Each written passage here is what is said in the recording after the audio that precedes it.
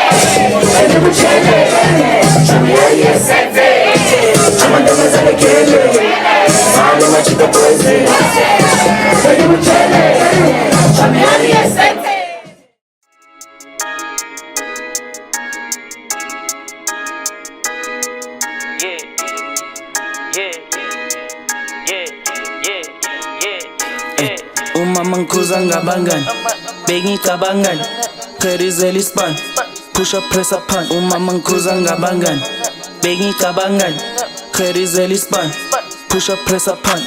Kuzanga bangan, bengi kabangan, kerizeli span, push up press up pan. Kuzanga bangan, bengi kabangan, kerizeli span. 1, 2, 3, tushi kalanga to you say, tushi kalanga to you say.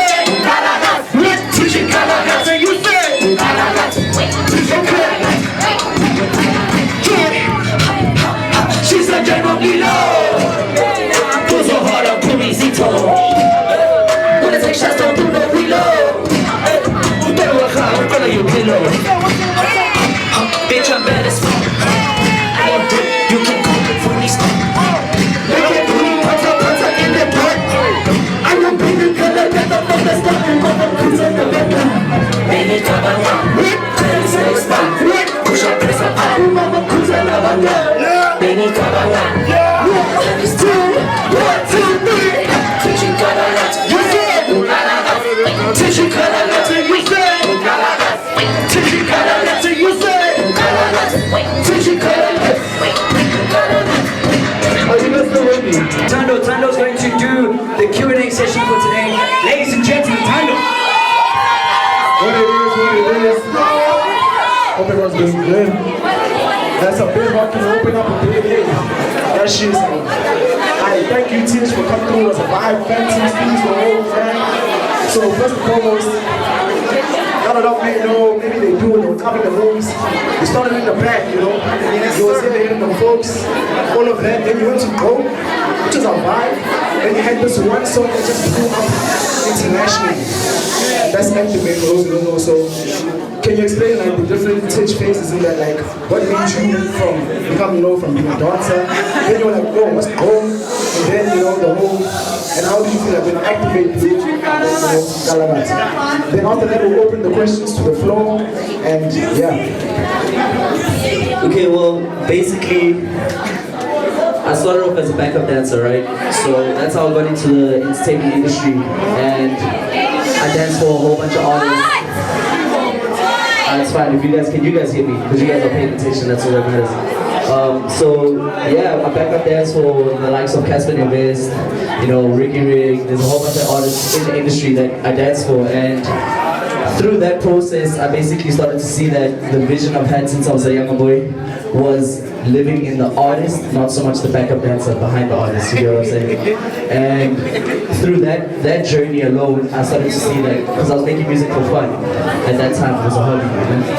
So I realized that I could never be the artist if I'm on stage behind the artist. I'll never be taken serious as the artist, you know. So I risked it all. I stopped dancing. I put out a post. I thanked all my clients. I thanked all the artists I worked for, and I took on music 100% full time, and I went dead broke. That's exactly what happened. Like at that point, I hit the lowest I've ever been because we were actually making like some good money as dancers, you know. So from that point, I dropped a single called Activate, okay? And that single, there's this guy named King Vader in the US. He's a Vine artist. So he took the song and he did like this crazy skit to it, and all of a sudden it took over, went viral overseas, you know. So we were so excited, we're like refreshing the numbers, we're seeing the streams go up and up and up and up, and like, if anything, that was a huge blessing, but at the same time it was a curse because all my music was being played abroad, but in South Africa no one knew who I was, you get what I'm saying? So back at home, I'm still not getting booked, I'm still not being able to put like food on the table, you get what I'm saying? So in that process, I was like, okay, you know what, let's keep dropping music, let's keep moving. And then I was like, okay, let me jump on a drum song, you know? A white boy rapping in the neck, and I can dance, drum song, you know, the people will love it, you know, and that's the truth of it, you know, so I did that. But now, my timing was wrong because I'm a piano season just started. You get what I'm saying? You know what I'm saying? So, when that happened, I had a huge realization, I was like, perfect idea, just wrong timing, you know? So I kept moving, and then I dropped a song called Shivu, alright? And now Shivu, what happened was, when we dropped that song at a rage festival called Flexecution, there was a whole bunch of kids that literally broke down this, like the barriers of the stage to come rage with us on stage. And that, like, when we dropped that video on Instagram, all of a sudden I started getting a name for myself, like, with the kids, you know? So that's how we built from there. But then we realized that, okay, we're still not doing what we need to be doing, you know. So we're like, okay, let's infuse the two elements. We said, okay, on top, I was rapping in the neck. On Chibu, I was sampling a South African or an African chant, you know. So we're like, okay, let's do something where on a hip hop song, I rap in the neck, and we put reference to an old classic, which was Kalagata. And then we dropped in Kalagata, and that's how things moved, you know? I know that was a bit long, but I needed to explain it properly for you guys. I opened it up to the floor. Personally, I was there for execution last year. I was like right there in the front, but me, I was scared to jump on stage. Next thing, security has me by the next, but it was fire, by the way. So, and then you drop Kalagata, it's banging airwaves. We have it here on TuksFM, it's booming everywhere. And you dropped the video last night, today, because I saw it today. I spotted it 9 in the morning, over 50K views, and now it's booming everywhere. So can you just explain like the two scenes you shot at the locations? We got there was the nice posy summertime vibe, then you went in Okshini, shot raw, and yeah. So what was the whole process behind the video? Well, if anything, with regards to the video, if you guys have seen the Kalagata Part 1 video, that was done in Kippentain. So that's basically my boy Phantom Steez introduced me to a homie named Clumsy in Kippentain, and that's actually where we started recording, when like we started making music here in Johannesburg, you know. So that's where we started it, and then for the remix, I thought it was only right to take it back to the exact same location. So if you notice, you'll see it's the same location, it's just revamped, it looks a bit better, you know, more props, more people, more budget put into and more effort put into the video, you know. And the contrasting scene with the Smirnoff house party, if anything, you guys will find out about that next week. But yeah, you can just see there's a bit of a brand alignment there, so come on!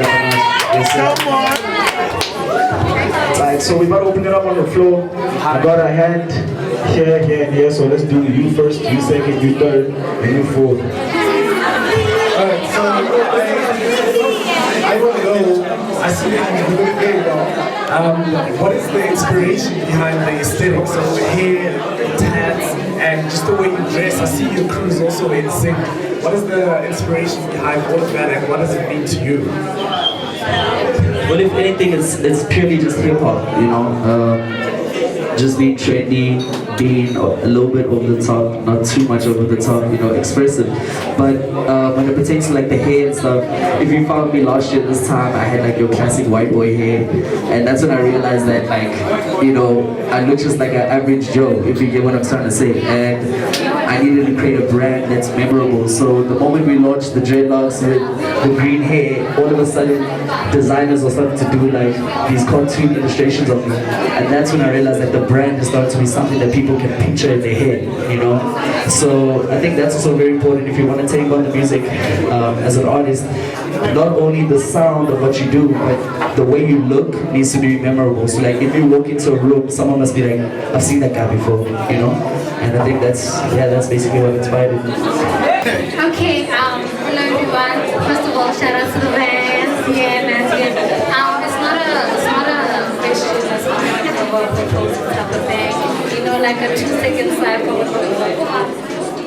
You know, come on, y'all. Yeah. I went.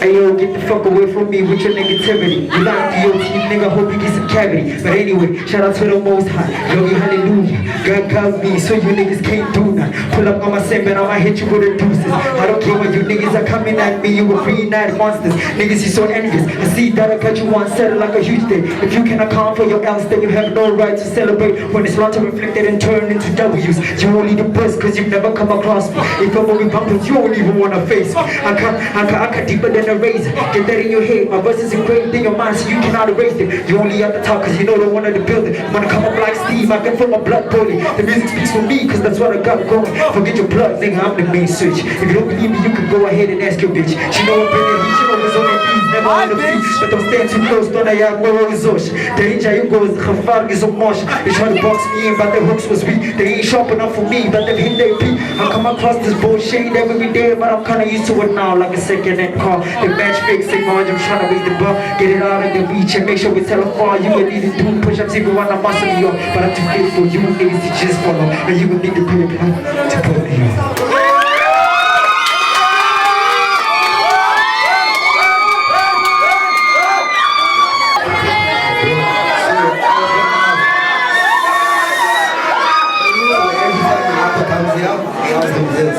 So if someone had a gun goes to your head and they say speak 8 bars to save your life, what would you say? 8 bars to save my life.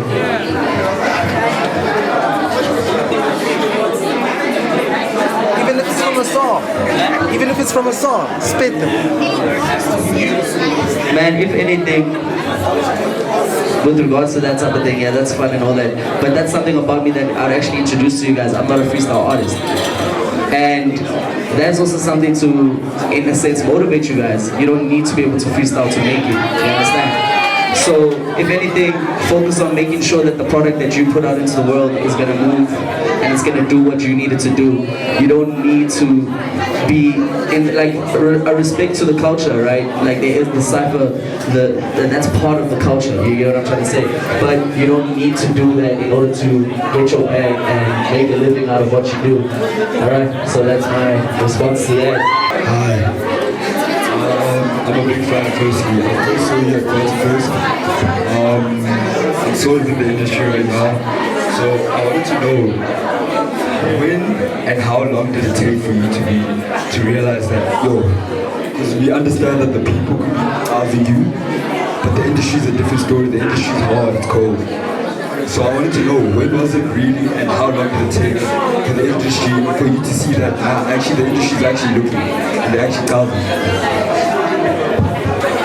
If anything, with regards to the industry and noticing you, I can tell you, like, coming from the backup dancing vibe, no one wanted to respect my music at all. They're like, nah, stick to dancing, you're that white boy that dances and people love it, stay there. You get what I'm saying? And then, throughout the pushing, throughout the years, building the fan base slowly but surely, there came a point where I realized that they actually don't matter. The industry doesn't matter, it's the fans. And I can tell you this, the moment you like drop something and your fan base makes so much noise, you'll start to see them calling you. You get what I'm saying? And when you get into that position, that's when you'll start to realize that actually you don't need them. Do you get what I mean? Because you must remember it's a business at the same time. Like me saying your song is dope won't do anything for you. But 5,000 people listening to your song will change your life. You get what I'm trying to say? That type of thing is what really matters. It's not about anyone's validation. And what you also start to realize is these guys, they get to this point now where they'll be like, okay, here's the next thing. Now they want to work with you because they want your market. You understand? They just want to take a piece of your market. They always want a piece of the cake. So if anything, put your head down, grind. You're in university right now, so if anything, you're not okay. But for anyone here that is making music and is in university, use it to your advantage. You're around people every day. You don't understand how many followers you could gain by marketing your work every single day, and that's like a huge advantage. While you're learning, you could be building your brand on the side. By the time you graduate, you've already got a huge fan base, and you can take it from there. So yeah, that's it for me, guys. Thank you so much.